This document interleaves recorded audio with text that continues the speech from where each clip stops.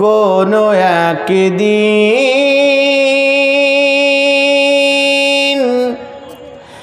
এ দেশের আকাশে কোনো একদিন এ দেশের আকাশে কালিমার পতাকা দুলবে,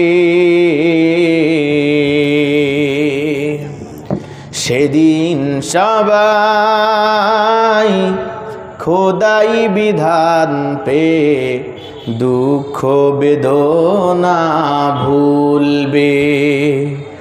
সেদিন সবাই খোদাই বিধান পে দুঃখ বেদনা ভুলবে। সেদিন আর রবে না হাহাকার, অন্যায় জুলুম অবিচার। সেদিন আর রবে না হাহাকার, অন্যায় জুলুম অবিচার।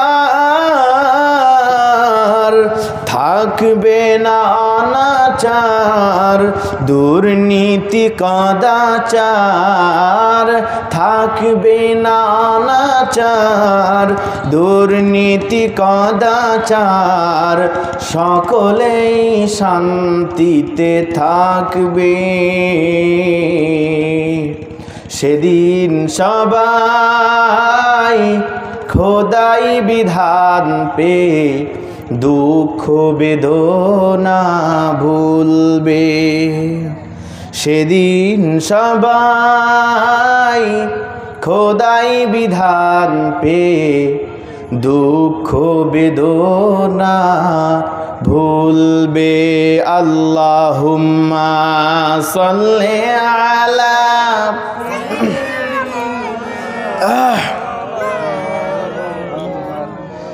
ওয়ালা আলি সাইয়্যিদিনা।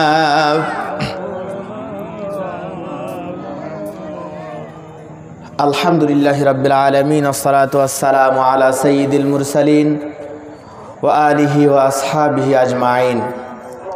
এই কোরআনুল কারীম শুধুমাত্র আমরা মাহফিলের ময়দান এবং মসজিদ মাদ্রাসার ভিতরে সীমাবদ্ধ করে ফেলেছি, ঠিক কিনা বলেন? এই কোরআন এমন একটি কিতাব, এই কিতাব যেখানে যায় কোরআনের সঙ্গে যেই সম্পৃক্ত হয়, কোরআনকে যে ভালোবাসে, এই কোরআনকে যে বুকে জড়ায়, সে এই কোরআন সেই ব্যক্তিকে সম্মানিত করে দেয়। জোরে বলেন ঠিক কিনা? কোরআনের সঙ্গে যারাই লেগে থাকে, কোরআনকে যারা ভালোবাসে, এই কোরআনকে যারা মহাব্বত করে, তাদের সম্মান বাড়িয়ে দেন কে বলেন? কে বাড়ান? সকলে জোরে জোরে বলেন।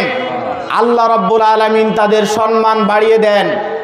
আর যারা এই কোরআনুল কারীমকে অপমাননা করে, যারা কোরআনুল কারীমকে অবমাননা করে, তাদেরকে আল্লাহ রাব্বুল আলামিন দুনিয়া থেকে অপদস্থ করে দুনিয়া থেকে উৎখাত করে দেন। জোরে বলেন ঠিক কিনা? প্রিয় উপস্থিতি, আমার আপনার নবী হাবিবে কিবরিয়া জনাবে মুহাম্মদুর রাসূলুল্লাহ সাল্লাল্লাহু আলাইহি ওয়াসাল্লাম যখন পৃথিবীর বুকে নিয়ে আসলেন, পৃথিবীর বুকে যখন নবী আমার আসলেন, ঠিক সে সময় এমন একটি যুগ ছিল যেই যুগটাকে বলা হতো আয়ামে জাহিলিয়াতের যুগ। এই যুগটা এতটা পরিমাণে নিকৃষ্ট ছিল, যেই যুগে মানুষ অন্যায়কে অন্যায় বলে মনে করতো না, যেই যুগে মানুষ প্রত্যেকটি মানুষ অন্যায় অপকর্মের সঙ্গে লিপিবদ্ধ ছিল, প্রত্যেকটি মানুষ মদ জুয়া এরপরে জিনা ব্যভিচারের ভিতরে লিপ্ত ছিল, কিন্তু তাদের প্রতিবাদ করার মতন কোনো মানুষ ছিল না, ঠিক কিনা বলেন? প্রিয় উপস্থিতি, শুধুমাত্র তাই নয়, সে যুগে এমন একটি প্রচলন হয়ে গিয়েছিল যে কন্যা সন্তান হলে এই কন্যা সন্তানকে জীবিতই কবর দিয়ে দিত, নাউজুবিল্লাহ। জীবিত কবর দিত এজন্য যে কন্যা সন্তান হলে তার পিতা মনে করত যে এই কন্যা সন্তান হয়তো তার অসম্মানের কারণ হবে, এজন্য সন্তান জন্মগ্রহণ করার সঙ্গে সঙ্গে এই সন্তানকে কবরের ভিতরে দাফন করে দেওয়া হতো জীবিত অবস্থায়। এই কোরআন আসার পরে কোরআন সঙ্গে সঙ্গে প্রতিবাদ করলো। কোরআন বলল বিআইয়ি যামবিন কুতিলাত, নারীদেরকে কিসের অপরাধে তোমরা হত্যা করো? আল্লাহ রব্বুল আলামিন এই নারীদেরকে এতটা পরিমাণে সম্মান দিলেন, আল্লাহ তাআলা নারীদেরকে এত পরিমাণে সম্মান দিলেন, আল্লাহ তাআলা নারীকে সর্বোচ্চ স্থানে আসন দিয়েছেন। জোরে বলেন সুবহানাল্লাহ। আমার ভাইরা গভীর মনোযোগ দিয়ে শুনবেন। আল্লাহ রাব্বুল আলামিন মহাগ্রন্থ আল কোরআনুল কারীম পৃথিবীতে নাজিল করলেন শুধুমাত্র তেলাওয়াত করার জন্য নয়, শুধুমাত্র মুখস্থ করার জন্য নয়, শুধুমাত্র খতম তারাবি পড়ার জন্য নয়, শুধুমাত্র নামাজ পড়ার জন্য নয়। এই কোরআন আল্লাহ রাব্বুল আলামিন দিয়েছেন মানুষের সংবিধান হিসাবে। জোরে বলেন ঠিক কিনা? এই কোরআন আল্লাহ তাআলা দান করলেন। কোরআনের কাছে যখন আমরা যাই, কোরআনকে প্রশ্ন করলাম, কোরআন তুমি পৃথিবীর ভিতরে কেন এসেছো? আমরা তো দেখেছি তুমি তো শুধুমাত্র নামাজ আদায় করার জন্য তোমাকে ব্যবহার করা হয়। সুন্দর করে কারীরা যখন তেলাওয়াত করে, এই কারীদের তেলাওয়াত করার জন্য তোমাকে ব্যবহার করা হয়। আসলে তোমার মূল উদ্দেশ্য কি? কোরআন সঙ্গে সঙ্গে উত্তর দেয় হুদাল্লিল মুত্তাকিন। একটু জোরে জোরে বলা যাবে কি সুবহানাল্লাহ? কোরআন সঙ্গে সঙ্গে উত্তর দিল, আমি পৃথিবীতে এসেছি শুধুমাত্র নামাজ আদায় করার জন্য নয়, আমি পৃথিবীতে এসেছি শুধুমাত্র কোরআনকে মানুষ মুখস্থ করে শেষ করে দিবে এর জন্য নয়, আমি পৃথিবীতে এসেছি শুধুমাত্র ঝাড়ফুঁক করার জন্য নয়। পৃথিবীতে এসেছি আমার উদ্দেশ্য হলো মানুষদেরকে হেদায়েতের পথ দেখানো, সরল সোজা পথ দেখানো। এটাই হলো আমার মূল উদ্দেশ্য। একটু জোরে জোরে বলা যাবে কি সুবহানাল্লাহ? তাহলে আমার ভাইরা, আল্লাহর হাবিব সাল্লাল্লাহু আলাইহি ওয়াসাল্লাম 63 বছর জিন্দেগি পাওয়ার পর 40টি বছর তিনি পার করলেন নবুয়তির আগে। এই 40 বছর জিন্দেগির ভিতরে নবী আমার সমাজকে পরিবর্তন করতে পারেন নাই। নবী যখন সমাজকে পরিবর্তন করেছে তখন তিনি 40 বছরের পরে, এই 40 বছরের পর থেকে হাবিবের কাছে মহাগ্রন্থ আল কোরআনুল কারীম আসা শুরু হয়েছে। আর এই কোরআনের বাণী দিয়ে আল্লাহর দেখানো পথ অনুযায়ী নবী আস্তে আস্তে সমাজকে পরিবর্তন করেছে।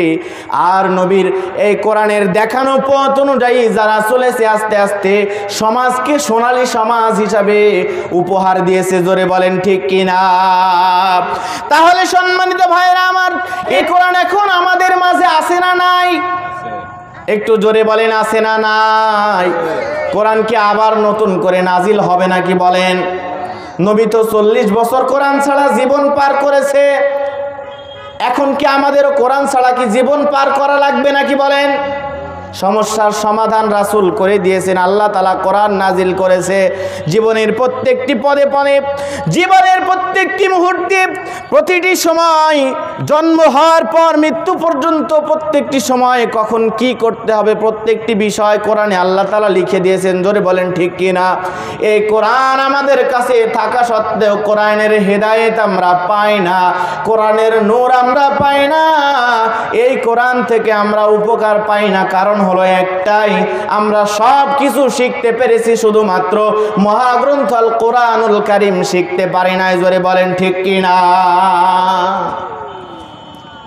এখন আমি যদি প্রশ্ন করি, ও মুসল্লিগণ, ও আমার সামনের উপস্থিতি ভাইরা, এই কোরআন কারা কারা পড়তে জানেন? হাত তোলেন। এখানে হয়তো 100 জন 200 জন মানুষ থাকলে আপনারা সকলেই হয়তো হাত তুলবেন, অধিকাংশ মানুষ হাত তুলবেন কোরআন পড়তে জানি। কিন্তু আমি যখন বলবো ভাই আলহামদুলিল্লাহি রাব্বিল আলামিন অর্থ কি জানেন নাকি, অধিকাংশ মানুষ এই কোরআনের সূরা ফাতিহার প্রথম আয়াতের অর্থ বলতে পারবে না। জোরে বলেন ঠিক কিনা? প্রিয় ভাইরা আমার, গভীর মনোযোগ দিয়ে শুনবেন। তাহলে আমার সমাজ সুন্দরভাবে পরিচালনা করার বিধান কোরআনে আছে না নাই? একটু জোরে বলেন, আছে না নাই? এই সমাজকে পরিবর্তন করার জন্য যদি কোরআনকে যদি রাষ্ট্রবিধান হিসাবে রাখা হয়, এই কোরআনকে যদি আমরা আইন হিসাবে রেখে দেই, কোরআনকে যদি আমরা আজকে থেকে মেনে নেই, তাহলে আমাদের সমাজে শান্তি আসার সম্ভাবনা আছে না নাই? কোরআন যদি আমাদের সংবিধান হিসাবে আসে, তাহলে আমাদের সমাজে শান্তি আসবে কি আসবে না বলেন? আমাদের বিশ্বাস আছে বলেন? কোরআন যদি আমাদের সংবিধান হয়ে যায়, তাহলে আমাদের সমাজে শান্তি আসবে, এই বিশ্বাস কি আমাদের আছে ভাইয়েরা? বলেন আছে? যদি আমাদের এই বিশ্বাস থাকে, তাহলে আমরা শুধুমাত্র কেবলমাত্র ইমানদার হতে পেরেছি। তাহলে ভাইয়েরা আমার, এই কোরআন যদি সমাজে বাস্তবায়ন করতে হয়, তাহলে আগে কোরআনকে আমাদের জানতে হবে, ঠিক কিনা বলেন? নাকি শুধুমাত্র কোরআন চাই বলে কোরআনকে না জানলে কোরআন সমাজে বাস্তবায়ন করা সম্ভব বলেন? কখনোই সম্ভব নয়। কোরআনের যে বিধান রয়েছে, এই বিধানকে সমাজে বাস্তবায়ন করতে হলে আগে আমাদের কোরআনকে জানতে হবে, এরপরে কোরআনকে মানতে হবে। জোরে বলেন ঠিক কিনা? প্রিয় ভাইয়েরা আমার, তাহলে কোরআনের বিধান যদি সমাজে জারি হয়ে যায়, তাহলে সেই সমাজ দেখতে কেমন দেখা যায়? একজন চোর যখন চুরি করে, চোরের শাস্তি কোরআনে আছে না নাই বলেন? চোরের শাস্তি কোরআনে আছে না নাই বলেন? চোরের শাস্তি কোরআনে রয়েছে। এখন কোরআন বলছে, চোর যখন চুরি করে, চোরকে ধরে তার ডান হাতটা কেটে দাও। এ বিধান কে দিয়েছে বলেন? একটু জোরে বলেন, কে দিয়েছে ভাইরা আমার? এই বিধান দিয়েছে আল্লাহ রাব্বুল আলামিন। কোরআন বলছে, চোর যখন চুরি করে তখন কি করো? তার ডান হাতটা কেটে দাও। এখন চোর যখন চুরি করে, সেই চোরকে ধরে বাংলাদেশের বাইতুল মুকাররমের মসজিদের সামনে যদি জুমার নামাজের পর যদি তার ডান হাতটা কেটে দেওয়া হয় হাজার হাজার মিডিয়ার সামনে, আর সেই নিউজ সারা বাংলায় সারা পৃথিবীতে ভাইরাল করে দেওয়া হয়, এই চোর যখন সে নামাজ আদায় করার জন্য মসজিদে যাবে, মুসল্লিরা তার পাশে দাঁড়াইতে চাইবে না, চাইবে বলেন? চাবে না। চোর যখন তার ছেলে মেয়েকে বিয়ে দেওয়ার জন্য যাবে, তখন মানুষ তার ছেলে মেয়ের সঙ্গে বিয়ে দিতে চাইবে না। কারণ কি বলেন? এই ব্যক্তি চোর। এখানেই শুধু শেষ নয়, এটা দেখার পর পৃথিবীর কথা বাদ দিলাম, আমার বাংলার জমিনে যখন কোরআনের রাষ্ট্র কায়েম হয়ে যাবে, এই হাত কাটা দেখার পর বাংলার জমিনে আর কোনো মানুষ চুরি করবে? সৌদি আরবের জমিনে হাজিদের মুখ থেকে আমরা শুনেছি, আল্লাহ চাইলে একদিন আমরাও সেখানে গিয়ে দেখে আসব। নামাজের যখন মসজিদ থেকে আজান দেওয়া হয়, মসজিদ যখন বলে হাইয়া আলাস সালাহ, নামাজের জন্য এসো, তখন দোকানদার যারা ব্যবসায়িক মসজিদের দিকে নামাজের জন্য চলে যায়, তাদের দোকান বন্ধ করা লাগে না। নামাজ শেষ করে এসে তাদের দোকান যেভাবে রেখে যায়, ঠিক সেভাবেই আবার পায়। তাদের চুরির কোনো ভয় থাকে?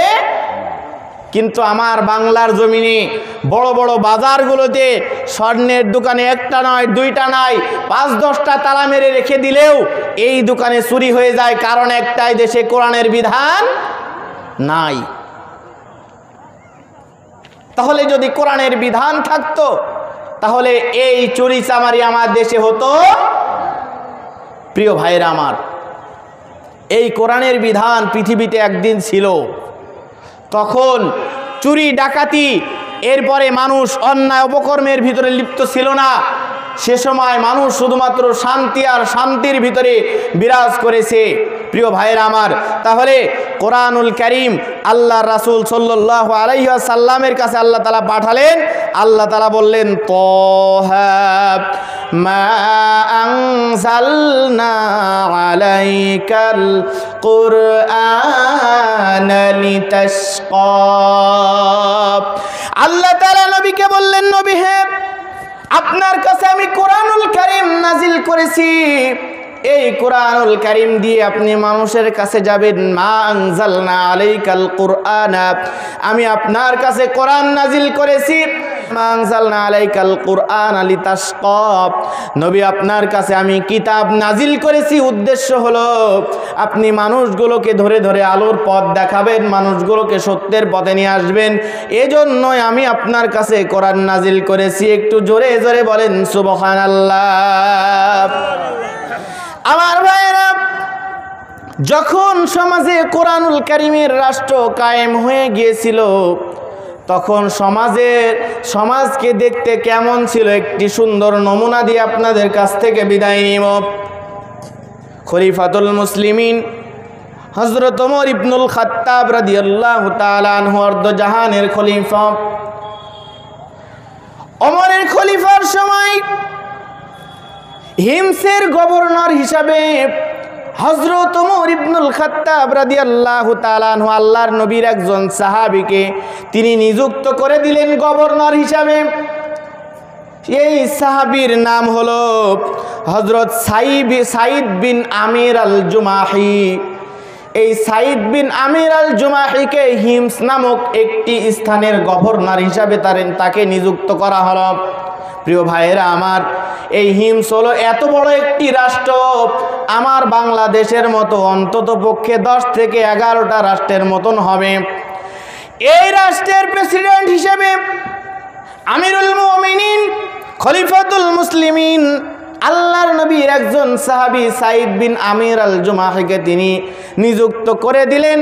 বললেন, তুমি এই রাষ্ট্রটাকে চালাও, এটার তুমি দেখাশোনা করো।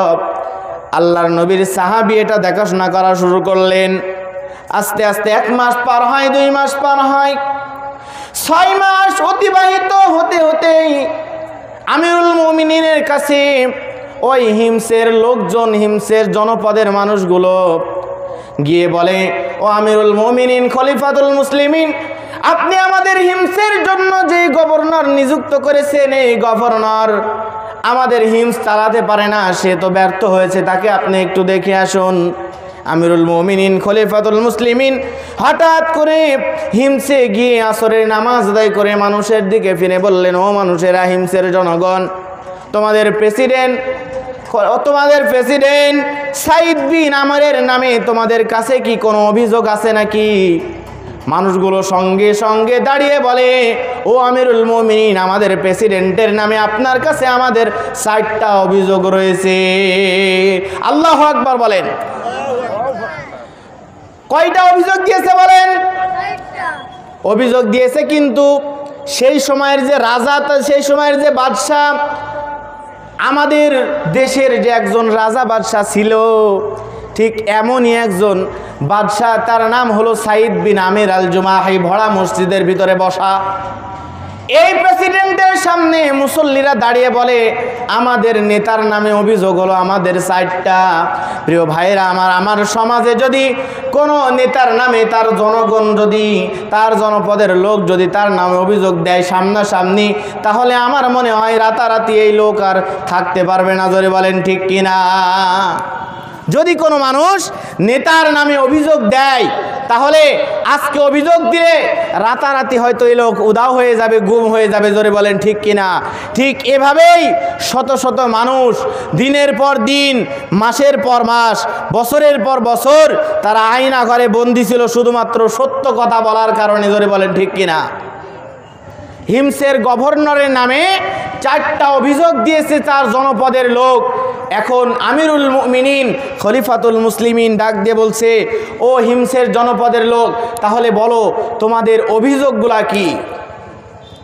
ডাক দিয়ে বলে আমিরুল মুমিনিন, 4টা অভিযোগের ভিতরে 1 নম্বর অভিযোগ হলো, আমাদের নেতা, আমাদের খলিফা প্রতিদিন অফিসে কাজে আসার সময় দেরি করে আসে।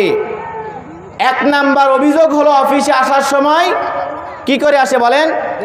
দেরি করে আসে। ওমর বললেন, তোমার অভিযোগ কি ঠিক?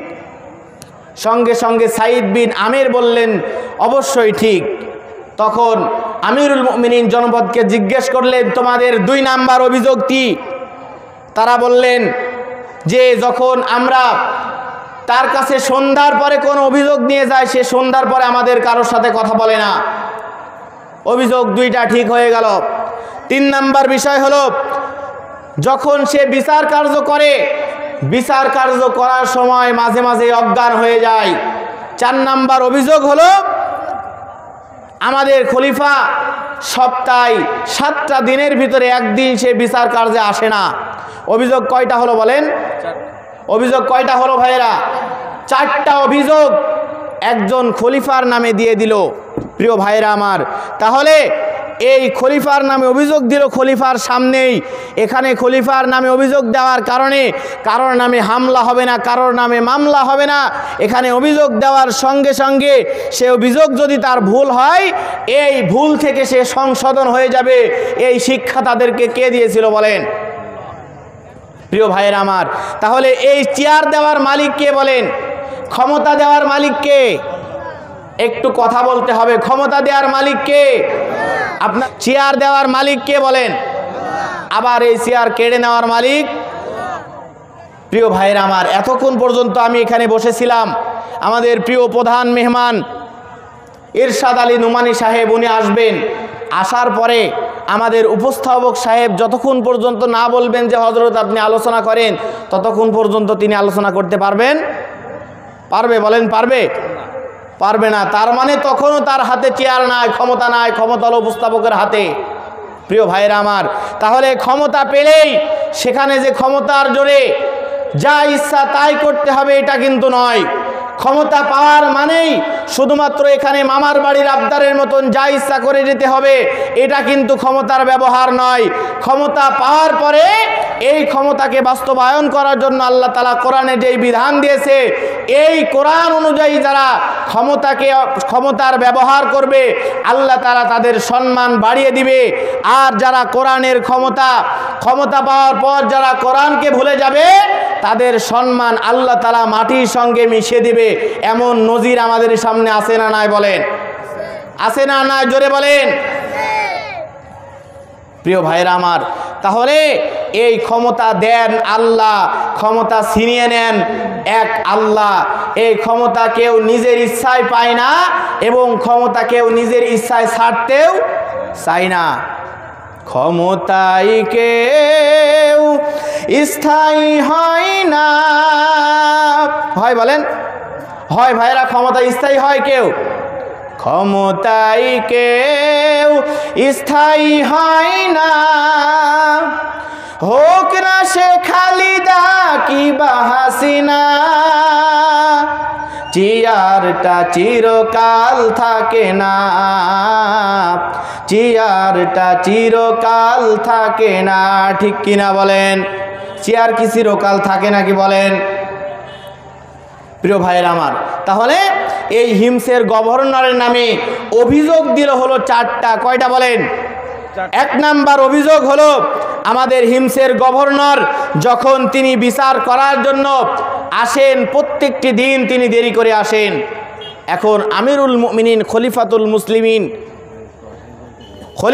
মুসলিমিন সাইদ বিন আমিরকে ডাক দিয়ে বললেন, সাইদ বিন আমির, তোমার নামে যে অভিযোগগুলো তোলা হয়েছে, এই অভিযোগগুলোর ব্যাপারে তুমি কি বলো? সঙ্গে সঙ্গে হিমসের গভর্নর সাইদ বিন আমির আল জুমাহি ডাক দিয়ে বললেন, খলিফাতুল মুসলিমিন আমিরুল মুমিনিন, আমার নামে 1 নম্বর অভিযোগ হলো, আমি যখন প্রতিদিন বিচার কার্যে আসার জন্য যখন আমি আমার রাজ দরবারে আসি, প্রত্যেক দিন দেরি করে আসি। এই দেরি করে আসার 1 নাম্বার কারণ হলো, আমি যখন বাড়ি থেকে আসি তখন আমার নিজের কাজকর্মগুলো আমাকে সারতে হয়। আমি যখন বাড়ি থেকে আসি, আমার খাবার আমাকে রান্না করে খেতে হয়।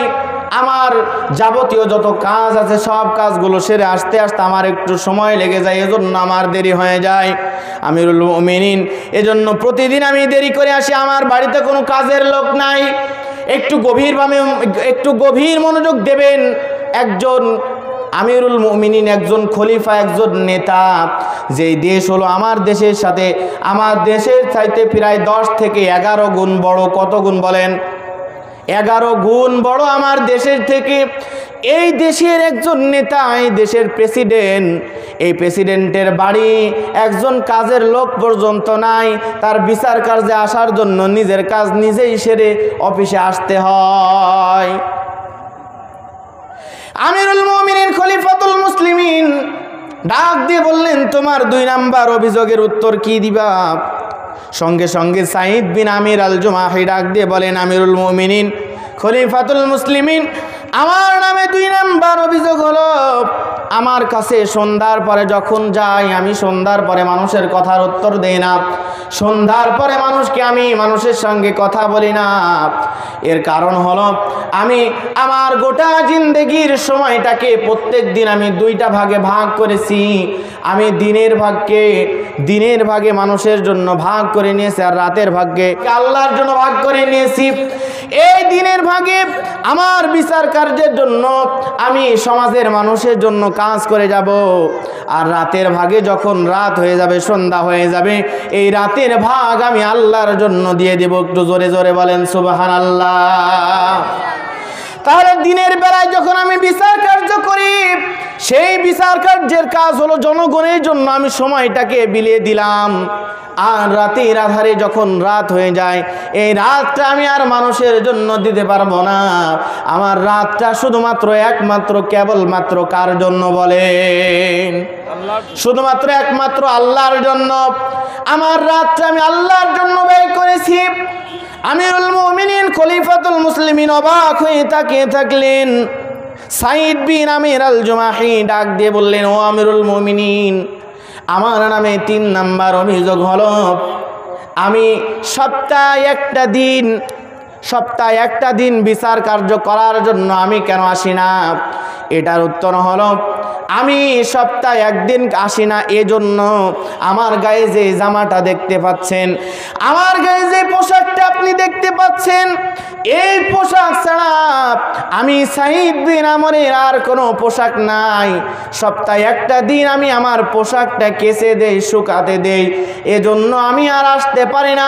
পরের দিন আমাকে বিচার কার্যে আসতে হয়। সম্মানিত উপস্থিতি, সর্বশেষ অভিযোগ হলো, মাঝে মধ্যে অফিসে বিচার কার্য করতে করতে সে অজ্ঞান হয়ে যায়। প্রিয় উপস্থিতি, আমিরুল মুমিনিন খলিফাতুল মুসলিমিন ডাক দিয়ে বললেন, ও সাঈদ বিন আমির আল জুমাহি, তোমার নামে 4 নাম্বার যে অভিযোগ, তুমি কেন মাঝে মাঝে অজ্ঞান হয়ে যাও? সঙ্গে সঙ্গে সাঈদ বিন আমির আল জুমাহি ডাক দিয়ে বলেন, আমিরুল মুমিনিন খলিফাতুল মুসলিমিন, আমি অজ্ঞান হয়ে যাই কারণ হলো একটাই, আমি যখন বিচার কার্য করি, আমার বিচার কার্য করার সময় যদি কোনো প্রকার ভুল ভ্রান্তি হয়ে যায়, যদি মানুষের সাথে অন্যায় অত্যাচার হয়ে যায়, তাহলে একমাত্র মৃত্যুবরণ করার পর আমাকে আল্লাহর দরবারে দাঁড়াতে হবে। সেজন্য আল্লাহর কাছে আমাকে অবশ্যই আল্লাহর কাঠগড়ায় দাঁড়াতে হবে।